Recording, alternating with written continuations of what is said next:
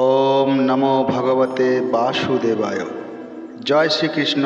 রাধে রাধে। নমস্কার দর্শক বন্ধুরা, আজ বাংলার 1432 বঙ্গাব্দের 19শে কার্তিক, ইংরেজি 2025 সালের 5ই নভেম্বর বুধবার, রাস পূর্ণিমা। কার্তিক মাসের এই পূর্ণিমা শুধুমাত্র এক পূর্ণিমা নয়, এদিন এক অলৌকিক অদ্বিতীয় মহারাত্রি, যে রাতে স্বয়ং শ্রীকৃষ্ণ তার অনন্ত প্রেমরূপিণী শ্রীমতী রাধার সঙ্গে বৃন্দাবনের পবিত্র বনে প্রকাশ করেছিলেন মহারাসলীলা।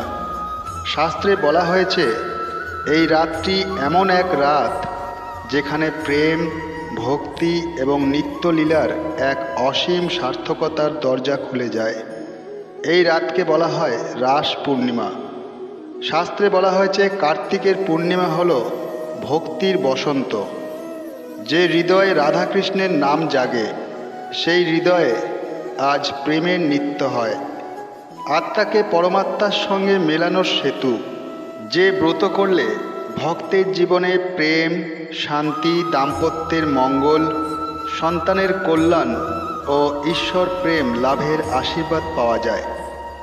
আজকের এই পবিত্র অনুষ্ঠানে আমরা শ্রবণ করব রাস পূর্ণিমার ব্রত কথা। যারা যারা আজকের দিনে এই ব্রত পালন করেছেন এবং যারা হয়তো কোনো কারণবশত এই ব্রত পালন করতে পারেননি, তারাও পারলে ভক্তি ভরে এই ব্রত কথাটি শ্রবণ করবেন। আশা করি আপনাদের ভালো লাগবে। শুরু করছি রাস পূর্ণিমার ব্রত কথা। আপনারা ভক্তি ভরে শ্রবণ করুন। প্রাচীন কাল থেকেই গোকুলবাসীদের মধ্যে কৃষ্ণলীলার চিরন্তন আনন্দ ও ভক্তিময় কাহিনী প্রচলিত। এক সময়ের কথা, বৃন্দাবনে এক বিশেষ পূর্ণিমা পড়েছিল, যাকে পরবর্তী যুগে রাস পূর্ণিমা নামে চিহ্নিত করা হয়।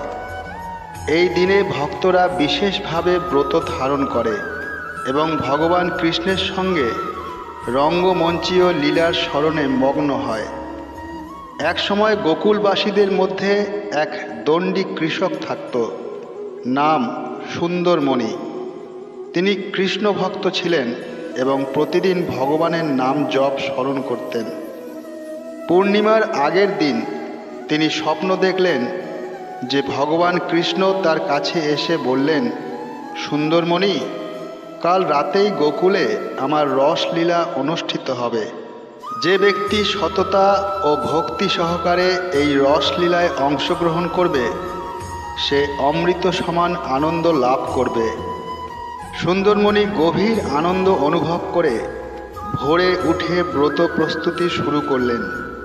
তিনি প্রথমে গৃহ শুদ্ধিকরণ করলেন, বাড়ি ও আশেপাশের এলাকা ঝাড়ু দিয়ে পরিষ্কার করে পূজার জন্য ফুল, মিষ্টি, ঘি, ধূপ ও প্রদীপ সাজালেন।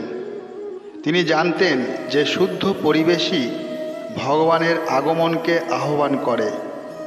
পরের পদক্ষেপে তিনি উপবাস গ্রহণ করলেন। রাস পূর্ণিমার ব্রতে ভক্তদের বলা হয় সকাল থেকে রাত পর্যন্ত অন্ন ত্যাগ করতে। সুন্দরমণি শুধু জল গ্রহণ করলেন এবং সমস্ত মিষ্টি ও ভক্ষণ ত্যাগ করলেন। তার মনে এক অদ্ভুত আনন্দ কাজ করছিল, যেন হৃদয় ইতিমধ্যেই লীলায় মিলিত হয়ে গেছে। গোকুলবাসীর অন্যান্য ভক্তরাও তৎপর হয়ে উঠলেন। প্রত্যেকেই নিজেদের ঘর ও মণ্ডপ সাজালেন, নতুন পোশাক পরলেন এবং মধুর সঙ্গীত প্রস্তুত করলেন। শিশু থেকে বৃদ্ধ সবাই একত্রিত হয়ে গান, নৃত্য ও ভজন অনুশীলন করছিল। গ্রামের বকুল, শাল ও আমলকি গাছগুলোতে ফুলের মালা ও প্রদীপ ঝোলানো হলো। এই সময় ভগবান কৃষ্ণের নাম উচ্চারিত হচ্ছিল এবং প্রতিটি হৃদয়ে অমীয় সুর ছড়িয়ে পড়ছিল। রাত হলে বৃন্দাবনের মধ্যে এক আকাশজ্যোতি দেখা গেল। সুন্দরমণি ও অন্যান্য ভক্তরা তাকিয়ে দেখলেন যে আকাশে স্বর্গীয় প্রদীপের মতো আলোক রশ্মি ছড়িয়ে পড়ছে। তারা বুঝলেন ভগবান কৃষ্ণ আসছেন। ভক্তদের হৃদয় ধ্যান ও প্রেমে পূর্ণ হয়ে উঠল। রাসলীলার সূচনা হলো। কৃষ্ণ একদিকে বাঁশি বাজাচ্ছিলেন, অন্যদিকে রাধারানী সহ গোপীরা নাচে মগ্ন। প্রতিটি পদক্ষেপ, প্রতিটি দৃষ্টিতে ভক্তদের মন বিমুগ্ধ হয়ে যাচ্ছিল। সুন্দরমণি নিজের চোখে সব কিছু দেখে স্তম্ভিত। তিনি উপলব্ধি করলেন ভগবানের সামনে শুদ্ধ হওয়াই সবচেয়ে বড় সম্পদ। রাত জুড়ে নাচ, সঙ্গীত ও আনন্দ চলতে থাকলো। ভক্তরা নিজেদের সমস্ত দুঃখ ও চিন্তা ভুলে গেলেন। রাত গভীর হলেও বৃন্দাবনে উৎসব চলছিল অবিরাম। প্রতিটি গোপী রাধারানীর সান্নিধ্যে কৃষ্ণের নৃত্য ও সঙ্গীত উপভোগ করছিল। গ্রামের প্রত্যেক ব্যক্তি, শিশু থেকে বৃদ্ধ, ভক্তির সুরে মগ্ন। এমনই এক সময় সুন্দরমণি নিজেকে কৃষ্ণের সান্নিধ্যে পেলেন। তিনি ভগবানের পদধ্বনি অনুসরণ করছিলেন। মনে মনে প্রতিটি পদে প্রেম ও সততার প্রতিজ্ঞা পূর্ণ ব্যক্ত করছিলেন। ভগবান কৃষ্ণ তাদের প্রতি অদ্ভুত করুণা দেখালেন। তিনি এক এক করে প্রত্যেক ভক্তকে নিজের চোখে আলোকিত করলেন, যেন তাদের হৃদয় শুদ্ধ ও ভক্তিময় হয়ে উঠেছে। তখনই কৃষ্ণ বললেন, সততা ও ভক্তি যার হৃদয়ে পূর্ণ, সে এই রসলীলার আনন্দ সব থেকে বেশি অনুভব করতে পারে। ভক্তরা লক্ষ্য করলেন প্রতিটি পদক্ষেপে কৃষ্ণ যে সুরের সঙ্গে বাঁশি বাজাচ্ছেন তা যেন তাদের অন্তরের অজানা আনন্দকে জাগিয়ে তুলেছে। রাধারানীর নৃত্য, গোপীর হাসি, কৃষ্ণের বাঁশি সব মিলেমিশে এক চিরন্তন সুখের সৃষ্টিকর্তা। সুন্দরমণি উপলব্ধি করলেন যে শুধুমাত্র চোখ দিয়ে দেখা নয়, বরং হৃদয় দিয়ে অনুভব করলেই লীলার আসল মজা। রাতের মাঝামাঝি সময়ে গোপীর এক অংশ বিশেষ নৃত্য শুরু হলো, যাকে চক্র নৃত্য বলা হয়।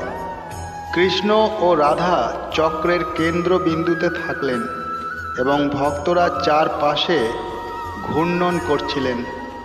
এই নৃত্য কেবল দেহের আনন্দ নয়, বরং আধ্যাত্মিক এক শক্তির উৎস। শাস্ত্র অনুযায়ী চক্র নৃত্যে অংশগ্রহণ করলে মানুষের মনের অশান্তি দূর হয় এবং চেতনায় শুদ্ধি আসে। সুন্দরমণি বিশেষভাবে এই লীলায় অংশ নিলেন। তিনি শুধু নাচলেন না, বরং মনে মনে প্রতিটি পদে ভগবানের স্মৃতি ও সততা বজায় রাখলেন। এই অভিজ্ঞতা তাকে শিখিয়েছে ভক্তি কেবল আচার বা রীতিতেই সীমাবদ্ধ নয়, এটি অন্তরের অনুভূতিতেও প্রয়োজন।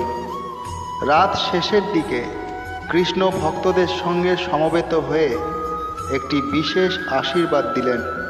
তিনি বললেন, যে ব্যক্তি আজকের রসলীলায় সৎ হৃদয় নিয়ে অংশ নিয়েছে তার সংসার ও সমাজে সুখ, শান্তি এবং পুণ্য বৃদ্ধি পাবে।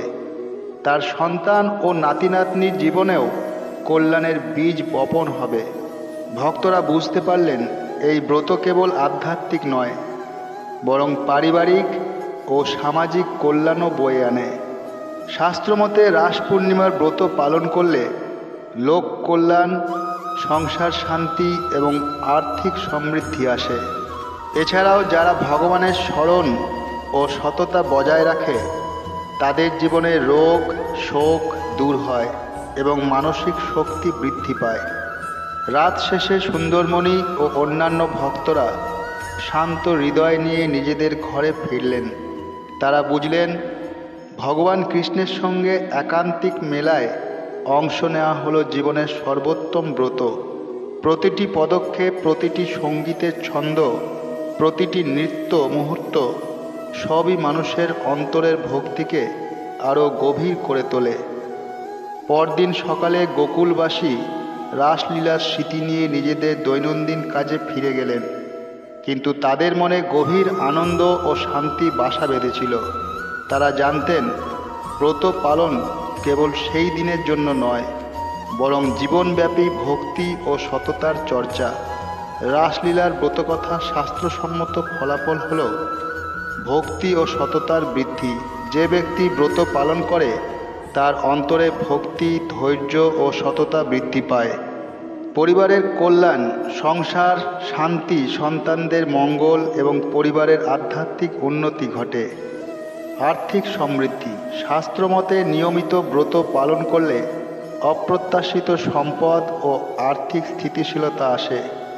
রোগ ও দুঃখ থেকে মুক্তি। দেহ ও মন উভয়ের শুদ্ধি ঘটে এবং দুঃখ ও রোগ দূর হয়। আধ্যাত্মিক উন্নতি। ভগবান কৃষ্ণের স্মরণ ও লীলার অংশগ্রহণ জীবনের চিরস্থায়ী আনন্দ দেয়। সুন্দরমণি নিজের জীবনের প্রতিটি দিন ব্রতের শিক্ষা অনুসরণ করলেন। তিনি জানতেন যে রাসলীলার ব্রত শুধু এক রাতের আনন্দ নয়, বরং এটি প্রতিটি ভক্তের জীবনকে স্থায়ী সুখ, শান্তি ও আধ্যাত্মিক সমৃদ্ধি দেয়। অথ রাসলীলার ব্রতকথা সমাপ্ত। আশা করি এই রাসলীলার সম্পূর্ণ ব্রতকথাটি শ্রবণ করে আপনাদের ভালো লেগেছে। যদি ভালো লেগে থাকে একটি লাইক করে দেবেন এবং কমেন্ট বক্সে জয় শ্রীকৃষ্ণ, রাধে রাধে লিখতে ভুলবেন না। আর আপনজনদের মধ্যে শেয়ার করে দেবেন। এই ধরনের ভিডিও আগামী দিনেও পাওয়ার জন্য চ্যানেলটিকে সাবস্ক্রাইব করে পাশে থাকা বেল আইকনটিকে প্রেস করে দেবেন। সবাই সুস্থ থাকবেন, ভালো থাকবেন। ধন্যবাদ। জয় শ্রীকৃষ্ণ, রাধে রাধে।